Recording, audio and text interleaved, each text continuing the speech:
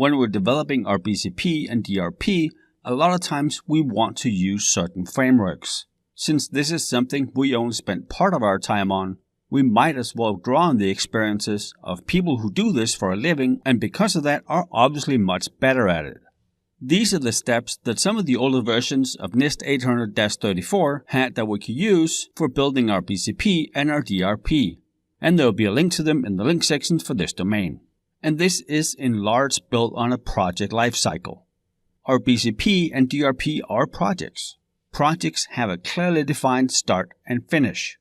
While it is an iterative process, once we're done, we start over. The outcome from this iteration becomes what we build on in the next iteration. So to begin with, we start with project initiation. This is where we would start the project and we would identify the stakeholders. We get the proper approval and buy-in from senior management, and we formalize the structure of the project. Then we would scope the project, and this is where we need all our stakeholders. While we might have a lot of the IT and the security side of things, we don't normally know everything that's going on the operations side. And this is where we clearly define what we're trying to do with this project and what we're not trying. In project management terms, that will be what's in scope and what is out of scope. Then we will do a business impact analysis. We identify and prioritize the critical systems and components in our organization. In most places I've worked in, we would assign different tiers to different systems. And then the different tiers would have different requirements assigned to them. If, for instance, we use Tier 0, 1, 2, 3, 4, Tier 0 might have an acceptable downtime of 5 minutes, no more. Tier 1 might have 30 minutes. Tier 2 might have 3 hours. And since we have prioritized all our infrastructure, we know what's important to focus on. Then we would go through and look at the preventative controls. What do we currently have in place and what can we do in the future? And remember, preventative stops things from happening. They prevent them. This could be us choosing not to issue laptops because of the sensitivity of the data we handle. Or it could be us choosing not to build the data center in an area that's prone to flooding. By doing something or by not doing something, we're preventing something from happening. Then we start looking at our recovery strategies. How do we recover efficiently? And the recovery strategies is obviously based on what we're recovering from and which systems are recovering. Do we have a redundant disaster recovery site? Do we have a cold site, a warm site, a hot site? Can we do system restores? Do we have any of our applications in the cloud? What can we do to recover in both a timely and financially viable way? Exactly enough security, not more, not less. The same thing goes here. Exactly the right recovery strategy that strikes that fine balance between impact and cost.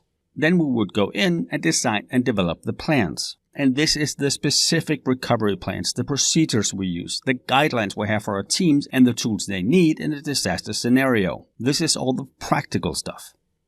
And then we would implement some of the countermeasures, we would do the training to raise the user awareness, and we would do testing. With the implementation, we fix certain things. With the training, we make our staff ready to handle an actual incident to ensure they're able to act according to the plan and that our plans does not have any gaping holes. And then the final step is the maintenance. This is where we revert back to initiation. Because a normal organization will have constant changes. We will have changes to our environment, we will have changes to our systems, we might have changes to our infrastructure. Whenever we have new changes, they need to be incorporated in the plans. So as with everything else we do, we need the buy-in from senior management for our business continuity plan and our disaster recovery plan. And they need to be on board from the beginning. They do not necessarily need to be part of the whole process. That is probably a waste of their time, but we do need them in the initiation phase where they, with the assistance of all the stakeholders, define their scope. And then we also need them at the end where they approve the plan. They need to know and understand they're responsible for the plan. They own it and they are ultimately liable. And we and the other stakeholders are there to ensure that the plan is complete and effective. For the exam, you can assume we have that top-down IT security approach we want, the one where senior management is completely aboard and we have the support we need. And it will in most cases also be someone from either senior management or our legal department that will talk to the press and anyone on the outside if we have a serious enough disaster. But please, make sure it's someone who's properly trained. I was watching some videos from another CISP instructor some years ago, and she gave a great example of how BP, when they had the oil spill in the Gulf, pretty much did the wrong thing every time. So just because someone is the CEO, that does not mean they're the best person to talk to the press. And it is very common, just like IT feels that we may be the most important part of the organization because we span the entire organization. It is also very common for the rest of the organization to feel the exact same way, because we can't function without their department. And while it's probably good that we feel we are important and we matter, this is also senior management's decision. They get to choose which things are priorities and which are not. Much of what they choose is obviously depending on us and the other stakeholders, but they make the decision. And most of the plans in our BCP, including the DRP, is most often used with the waterfall project management methodology, which we already covered. Very simplified, it's just we finish one phase, then we move to the next. Then we finish that phase, we moved into the next, and so on, all the way until we're done. Since it is an iterative process, we just start over. We have unique teams identified in our DRP and the BCP that are responsible for rescue, recovery, and salvage in a case of a disaster or disruption. The different team names and what they do to some extent make sense, but just make sure you can tell them apart and you know what each team does. The rescue team can also be called the activation or notification team. They're responsible for dealing with the disaster as it happens. They evacuate the employees, they notify the appropriate people. This is where we could put the call tree in place. Something bad is happening, you call your manager, you call your director, they notify the other people that needed to be.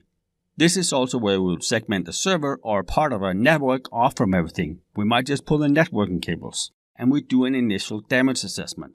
This team is a lot of times whoever is around. So in many cases, we'll train most of our staff for these tasks. Everybody knows what to do in this situation. This is also the most simple part. We get people out of the building, we tell people what's going on, and we do an initial damage assessment. Once all that's done, we have some of the key players either in our facility or logged in remotely. If that's feasible in our scenario, we then bring in the recovery team. And the recovery team is responsible for either getting an alternative site or disaster recovery site up and running as fast as possible, or for getting systems rebuilt, or whatever we need to do to mitigate the issue. In this phase, we focus on the critical systems first. If we've gone through the exercise and tiered all our systems and our applications, we know what to work on. So after we fix the problem, we have all our critical stuff up and running in our disaster recovery site, the secondary site we have. Now we do failback or salvage. And this team is responsible for returning our infrastructure, our staff, and operations to our primary site or to a new site if the old site was destroyed. I have had some students that question why we bring the least critical systems back first. And it is pretty simple. We want to make sure that the site we're bringing it to or the site that we're standing up again is stable and there's no remnants from the disaster. So we bring the least critical systems back first. We leave the critical ones at the DR site, and once we have confirmed that the original site or the newly built facility is stable and has no issues, then we bring the critical systems back. I hope that explanation makes sense.